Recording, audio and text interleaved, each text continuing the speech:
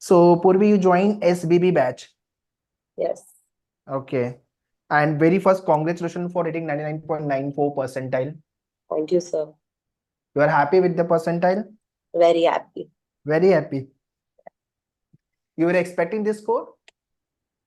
Honestly, no, but my raw score was pretty good and I had pretty many objections. So I expected to get into a good college, but not such a high percentile. Okay. So you belong to Mumbai, Maharashtra only? Yes. Okay. Mumbai mein where? From where? Near Cherney Road, Grand Road. Wow. That is a Sobo. Yeah. Okay. Okay. So obviously GLC you are seeking for admission, no? Yeah. GLC तो मिलना ही है. Yes. Great.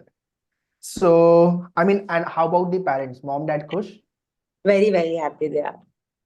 कि बेटी ने 99.94 लेके आया percentile, right? Yeah. Okay. So, tell me about your 10th, 12th percentage क्या था? Graduation आपने किस stream से किया? Okay, so in my 10th, I scored 95.8 percentage. I'm from CBSE board. Wow. And 12th, I did from HSC. I scored 96 percentage.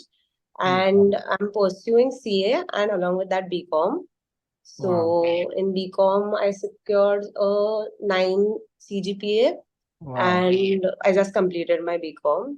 And I'm pursuing my articleship right now and I'm going to attempt CA finals next year.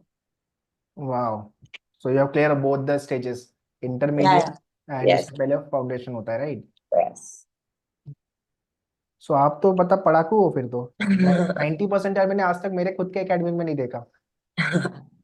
Except the my entrance academic में तो मतलब you have hit good. Nice. Yeah. Great. So Purvi, tell me about your अच्छा law करना ये idea कैसे आया? So I wanted to do CA. Like I was very focused with my CA career in my career aspect. So I joined my articleship in Feb or March 2023. So I've been working with a Big Four since a year and more than a year. So I'm working in taxation. So we have a lot of litigation as well.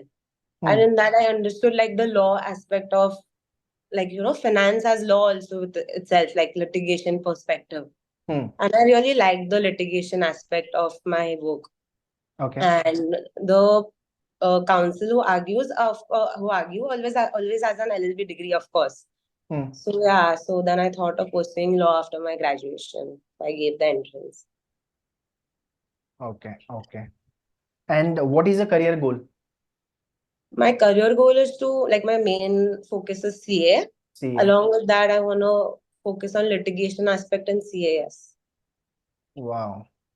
Nice. Okay. So now tell me, brief me about the preparation part, about the CET, logic, English, legal, GK, how you have prepared all this section. Okay, so I started my study prep from December and Jan. Since I work also, I prefer to take crash course of Manoeuvre because it was faster. So I found logic pretty simple since I had already covered it in my previous exams, as was English easy for me. Law, certain aspects you can say I had studied. The civil law or the company law part I had studied. The criminal law and constitution, all that was new for me. And I found GK and GK and current affairs pretty tough because GK was very much school geography, history, which had many years had passed by after I had studied that. So I found that a bit tough. So I focused a lot on like GK, history, geography, all those things. And current affairs, I just relied on newspapers and stuff.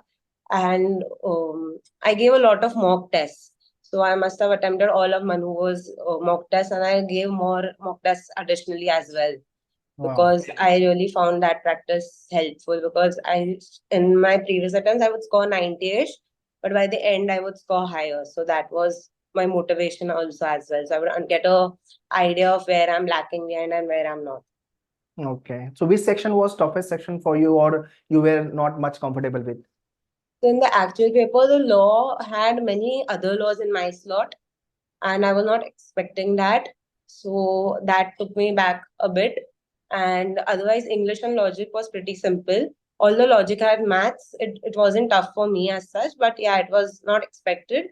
So I would say the GK and current affairs and law a bit, like law starting few 10 questions took me back. Then later when it was everything that I had read, it was simple enough. Okay. Okay. What was your highest score in the maneuver mock? I think 106 or 7, I'm not sure. Okay. And what was the expected score in the real CT? We got the answer key as well. Yeah, okay. So in that I scored 117, but I was sure about 2-3 objections being like corrected. So approximately So 120. 120, you can say. I raised more objections although. So yeah. Okay, so you paid 1,000 rupees per question, Yeah. so almost how many objection approximately you had raised? 9. 9,000 you paid. Yeah. सही है. This process was not Fair. reasonable for the student. CT cell although did it, but yeah, anyways. Yeah. But yeah, anyways, when you appeared actual CET exam, and Yes. if you will compare with the maneuver mock, what was the differences you realized? So I found the actual CET to be pretty simple than the maneuver mock, because I think as you're like including you and other sirs, all of y'all had said that the mocks are set tougher so that when y'all if y'all can score even 100 plus in this, it's easier to score better in CET. And Correct. actually, I was a bit you can say overconfident for logic, but when I started solving maneuver mocks, I realized that puzzles can be really difficult. Although CET, the puzzles came out very easy, but yeah, it actually pushed me to study puzzles and all those stuff also again and brushed my concepts up for that also. Because the other mocks I'd given had very simple logic section, which I could easily solve without brushing up my concepts. So I had that misconception that I don't need to study logic that much. But yeah, after giving Manoeuvre mock, I did study logic also and then let go of it. And I think in the Manoeuvre mocks, I would like either complete it at exactly 2 hours or I would miss out on 1-2 questions. But CET was not that case. CET, I got over in 1.5 hour or 1 hour 45 minutes. What was your slot? Morning, Slot afternoon? 3 morning. Slot 3, day 2, Yeah. or No, day 1? slot 1, day 2. Slot 1, day 2. So Morning batch. yeah, okay. It is a slot 3 basically then. Yeah, slot 3. Okay, okay. Because there were multiple slots and every slot has their own difficulty level. Yes. So that is why this year they have released the percentile, not the score. They did the normalization process. Yes.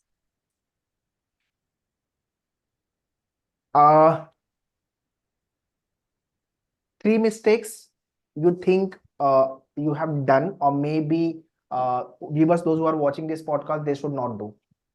So one major mistake that I regretted after my answer key came was that while solving the English section, I think the question asked for antonym of the word, and in the happiness of knowing the answer, I checked the synonym, Okay. and I lost a mark there, of course.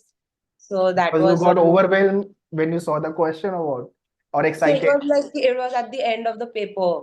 So Okay. my paper had gone decently well. So I didn't read through it properly because other questions were synonyms. So I just assumed that was a mistake on my part. So I would say reading the question paper, because most people have ample of time in CET papers. Other would be to prepare for at least GK and current affairs from a bit early, because it takes time to understand. You can't study it all in one day. And others would be not to ask the previous day. So mine was slot 3. So we had 2 other slots. So I got a bit influenced because slot 1 had pretty simple questions.